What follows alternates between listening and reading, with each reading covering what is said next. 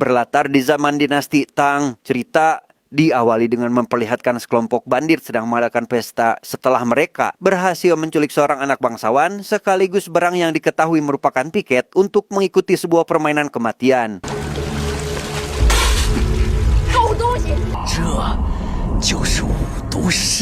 Meskipun permainan tersebut berhadiah 1000 batang emas, faktanya permainan itu memiliki resiko tinggi apabila diikuti karena dari beberapa rumor beredar, hanya pernah ada satu orang yang berhasil memenangkan permainan itu.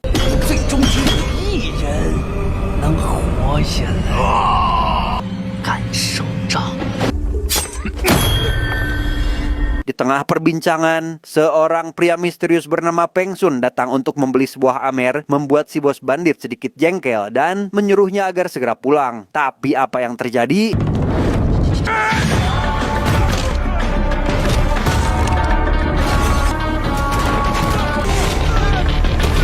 Entah siapa sosok Peng Sun sebenarnya, ia bisa dengan mudah mengalahkan mereka sekaligus mengambil tiket tersebut, membuat si pria buta yang mengenali Peng Sun lekas bertanya terkait para bandit yang masih diberi kesempatan hidup. Namun dengan singkat pertanyaan itu dijawab, ia sudah berjanji jika dirinya tidak akan pernah membunuh lagi.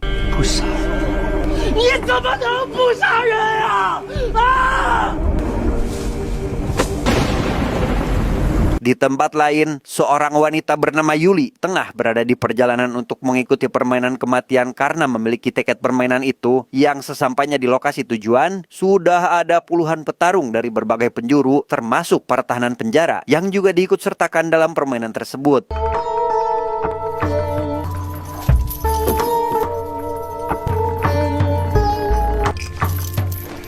Melihat salah satu tahanan wanita akan dilecehkan, Yuli segera menghentikan orang itu. Namun fokus semua orang seketika teralihkan kepada seorang biksu yang sedang berkelahi dengan pria bernama Samsul, di mana pertarungan itu langsung dihentikan oleh seorang bangsawan bernama Ninghe yang merupakan ahli pedang paling terkenal di wilayahnya.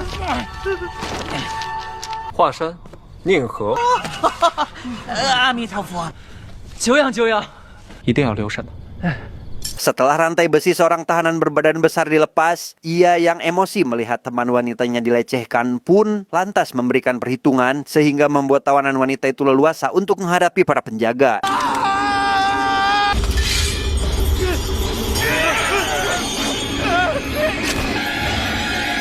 Ketika beduk dibunyikan pertanda permainan akan dimulai, datanglah dua orang pemandu yang menjelaskan tentang tutorial permainan pertama. Mereka harus melewati sebuah labirin tak lebih dari 2 jam agar bisa lolos dan melaju ke babak selanjutnya.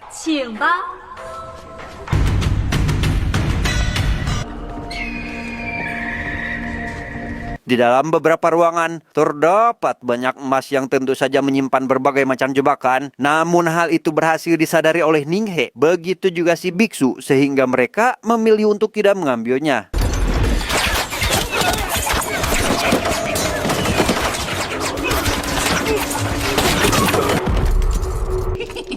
Dari sekian banyak peserta yang ingin mendapatkan emas, Peng Sun seorang dirilah yang sama sekali tidak tertarik. Ia menyadari lantai ruangan tersebut menyimpan jebakan, di mana Samsul dan satu orang di belakangnya malah tak sengaja menginjak bagian itu, sehingga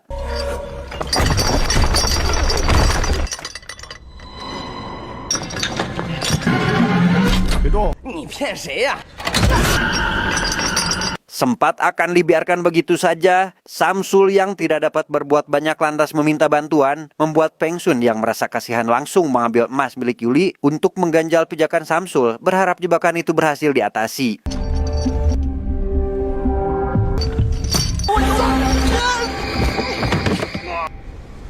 Yuli yang tak ingin emasnya lenyap begitu saja segera menghampiri kantung emasnya itu untuk diambil kembali, tetapi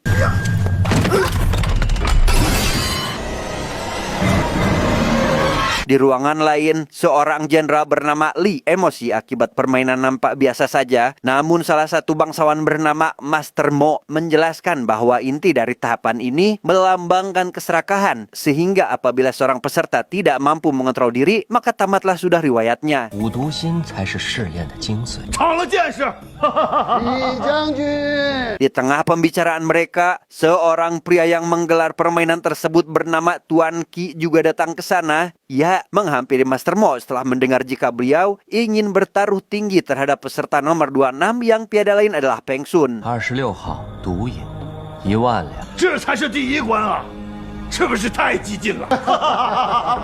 Karena penasaran akan sosok Peng Sun ini, Tuan Ki lantas menanyakan hal itu kepada si pemandu acara. Ia mendapat informasi terkait Peng Sun yang merupakan seorang pendekar pedang terhebat yang terkenal 50 tahun yang lalu. Namun hal itu jelas mustahil karena saat ini ia masih terlihat muda tanpa membawa senjata apapun di tangannya.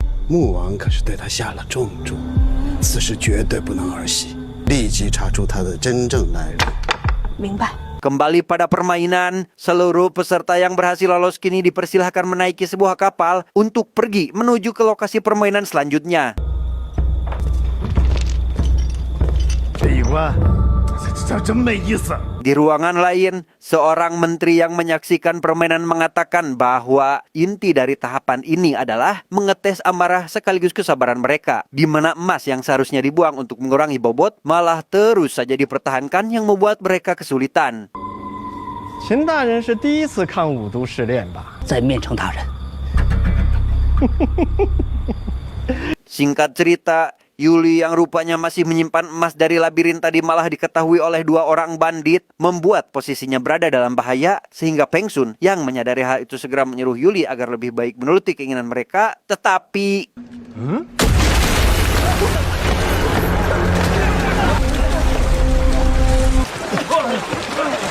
sesampainya ke daratan, salah satu peserta yang tidak terima akibat kejadian barusan seketika protes, bahkan berencana akan meninggalkan permainan. Namun baru saja dia melangkahkan kaki, tiba-tiba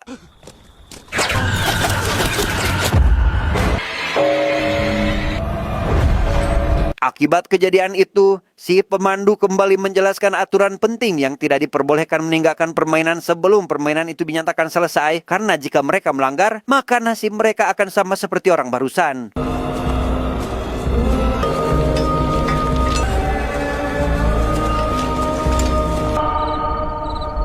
Karena permainan selanjutnya akan diadakan esok hari, mereka dipersilahkan untuk beristirahat terlebih dahulu. Panitia sudah menyiapkan beberapa obat herbal sekaligus makanan untuk dikonsumsi, yang semua itu tidaklah gratis karena setiap barang tersebut memiliki harga yang berbeda sesuai jenisnya.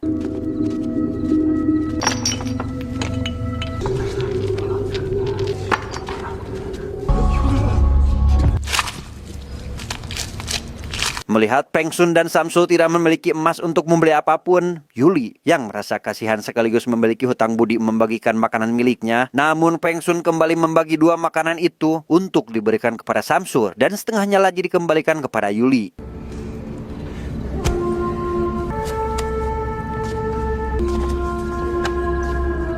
Singkat cerita, pagi pun tiba. Mereka yang kali ini sudah siap melanjutkan permainan diberi arahan oleh si pemandu untuk melewati jembatan dalam kurun waktu 15 menit. Mereka harus menggunakan penutup mata dan harus sampai ke seberang jembatan sebelum air pengunci peti habis dan membuat peti itu terbuka. 我们在对面静候诸位，祝大家顺利通关。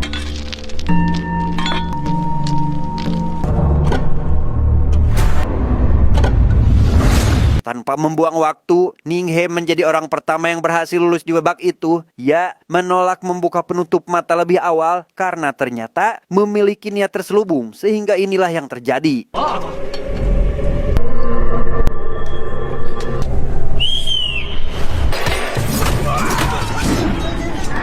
Ya, menyadari hal itu, Peng Sun kemudian segera memakai penutup matanya. Ia mulai melewati kumpulan para peserta yang bersamaan dengan itu, ribuan kelajengking mulai lepas dari dalam peti, membuat mereka yang tersisa harus berusaha menyelamatkan diri dan...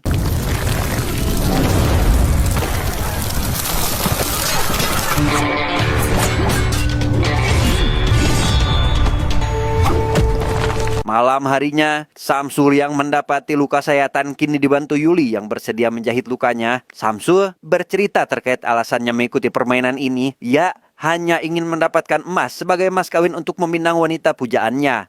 我师傅说，要想娶樱花，还得拿100两黄金做聘礼。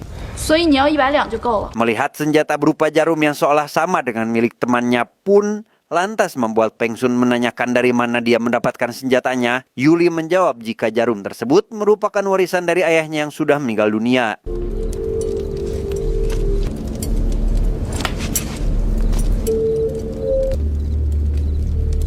Di ruangan lain, si pemandu kembali mendatangi Tuan Qi untuk memberitahukan masalah terkait sosok Peng Sun yang sampai saat ini belum terpecahkan. Ditambah lagi ada informasi terbaru dari para pengembara yang menyatakan jika sosok Peng Sun yang sebenarnya saat ini berada di tempat yang berbeda. Lantas, siapakah sosok Peng Sun kedua ini?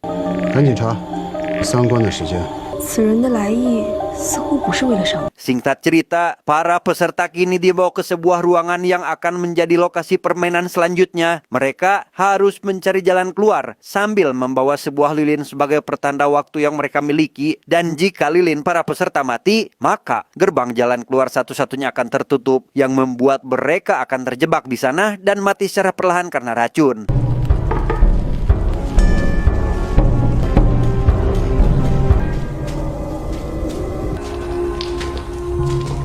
Setelah semuanya masuk, satu persatu peserta tiba-tiba mengalami halusinasi. Begitu pula Peng Sun yang mendengar suara tangisan seorang anak gadis yang ternyata adalah putrinya sendiri.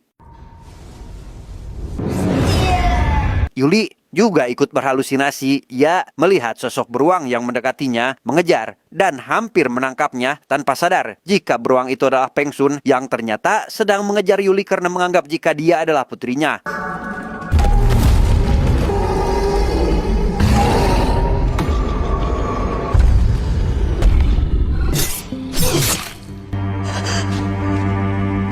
Setelah menyadari jika itu hanyalah sebuah halusinasi dari lilin, mereka berdua segera menyebut Samsul yang saat ini masih terperdaya.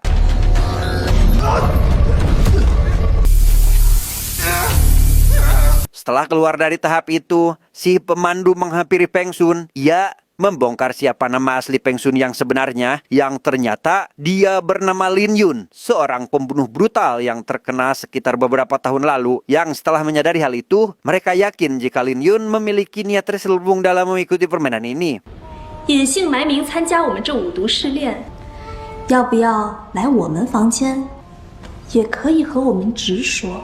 Meskipun identitasnya terbongkar, Lin Yun tidak memberikan penjelasan lebih lanjut. Ia memilih pergi membawa Samsul untuk segera diobati, di mana Yuli yang juga mengikuti Lin Yun dari belakang pun diberi peringatan oleh si pemandu agar segera menjauhinya. 姐姐，我是过来人，奉劝你一句，多几分小心不是坏事。 Tanpa sedikit pun memperdulikan saran tersebut, Yuli tetap menghampiri Lin Yun untuk membersihkan lukanya. Membuat Lin Yun seketika bercerita bahwa beberapa tahun lalu saat masih muda dan brutal, dirinya pernah terluka dan ditolong oleh seorang wanita bernama Cici, di mana hubungan mereka sangatlah dekat hingga pada akhirnya mereka berdua memutuskan untuk berumah tangga. Ketika Cici mengandung, ia meminta Lin Yun untuk segera berhenti dari kebiasaan lamanya. Lin Yun berjanji tidak akan pernah menggunakan pedangnya lagi, di mana keputusan itu sangat bijak diambil olehnya karena percaya tidak percaya, setelah bertaubat dan anak pertamanya lahir, hubungan keluarga mereka sangat harmonis dan jauh lebih bahagia.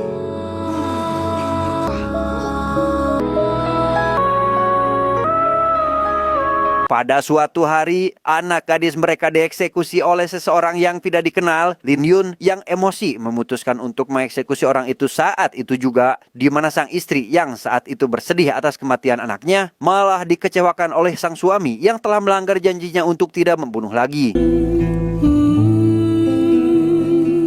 Sang istri memutuskan untuk pergi dari rumah. Ia akan berkelana sambil menyelamatkan nyawa orang-orang tidak berdosa. Hal itu ia lakukan semata-mata untuk menebus dosa suaminya. 后续势必也会被他们针对。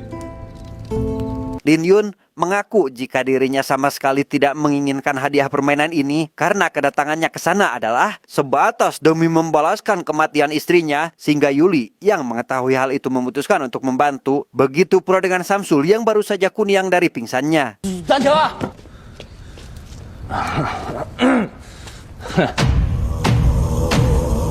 Memasuki permainan tahap keempat, mereka dibagi menjadi 2 tim yang masing-masing beranggotakan 5 orang, diikat di sebuah rantai yang terhubung satu sama lain. Yang apabila salah satu tim berhasil mencapai gerbang terlebih dahulu, sisanya akan langsung mendapatkan hukuman.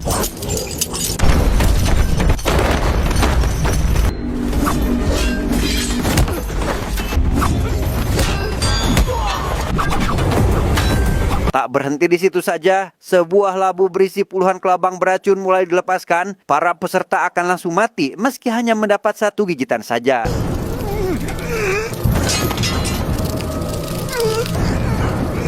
Dalam situasi tersebut, Ninghe dan si biksu saling bertarung satu sama lain. Mereka memanfaatkan si wanita napi untuk dijadikan tameng dan...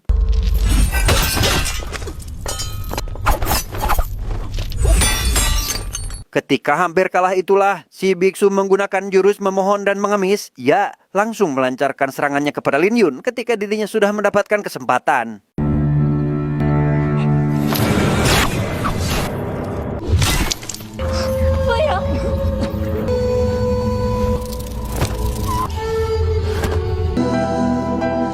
Singkat cerita, informan Tuan Qi kembali menghadap untuk menjelaskan tentang alasan kenapa Lin Yun datang ke acara ini. Rupanya 1 tahun yang lalu, istrinya Lin Yun bekerja sebagai tabib di tempat atasannya Tuan Qi, di mana Tuan Qi sendiri kala itu membunuh atasannya. Tak sengaja diketahui oleh istri Lin Yun, sehingga dia juga langsung dihabisi agar tidak menyisakan saksi mata. Dan itulah kenapa alasan Lin Yun mengikuti permainan ini bukan tujuan menang, melainkan hanya untuk menuntut balas atas kematian istri tercintanya. 这只能让他死在第五。 Di ruangan lain, Yuli sangat kesal karena menganggap jika Lin Yunlah alasan atau penyebab Samsul harus meninggal. Hal ini mungkin tidak akan terjadi apabila si biksu dihabisi terlebih dahulu. Namun Lin Yun kembali menegaskan bahwa dirinya sudah berjanji tidak akan menghabisi nyawa orang lagi.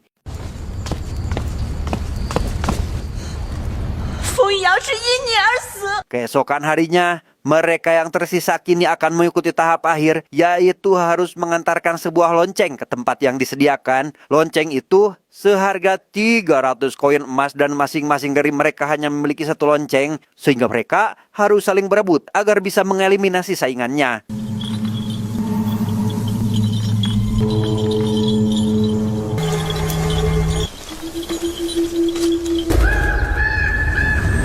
Di tengah hutan berkabut, Lin Yun terus dipantai oleh Ninghe yang ingin mendapatkan lonceng miliknya dan...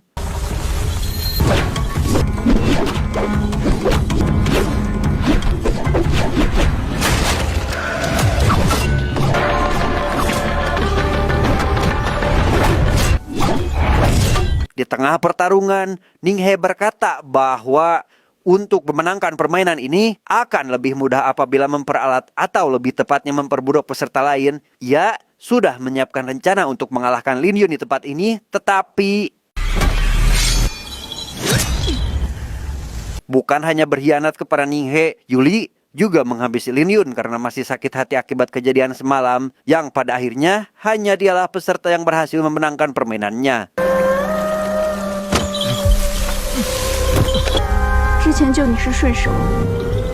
Setelah menyimpan lonceng pada tempat yang disediakan, Yuli segera menemui Tuan Qi untuk menagih hadiahnya. Tapi orang tersebut malah mencela-mencela sekaligus memberitahu fakta sebenarnya bahwa permainan kematian ini hanyalah sebuah bisnis belaka. 十分的感动啊！ Kesal karena sudah ditipu, Yuli berencana ingin menghabisinya. Ia dihadang oleh 2 wanita yang sebelumnya adalah pemandu, di mana mereka rupanya memiliki kemampuan bela diri cukup tinggi dan... Dalam keadaan terdesak itulah, Lin Yun yang rupanya masih hidup seketika datang menolong, membuat 2 wanita itu ketar-ketir. Sampai akhirnya...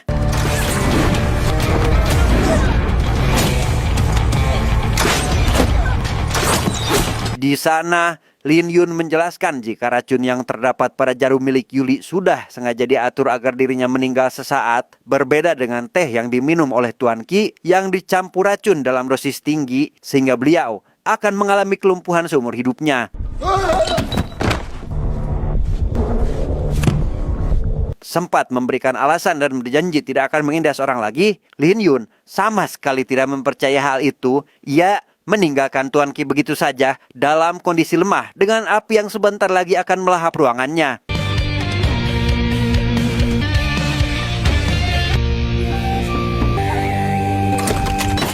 Bukan hanya itu saja, para bangsawan juga meminum minuman yang serupa, sekaligus kapal yang menjadi alat transportasi kini mengalami kebocoran dan terdapat katak penipu yang membuat mereka berhalusinasi.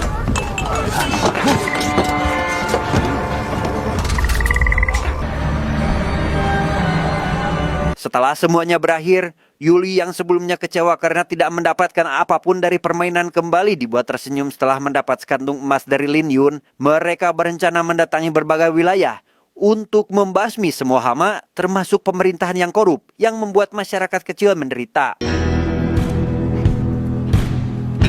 Tamat ending yang sangat membagongkan.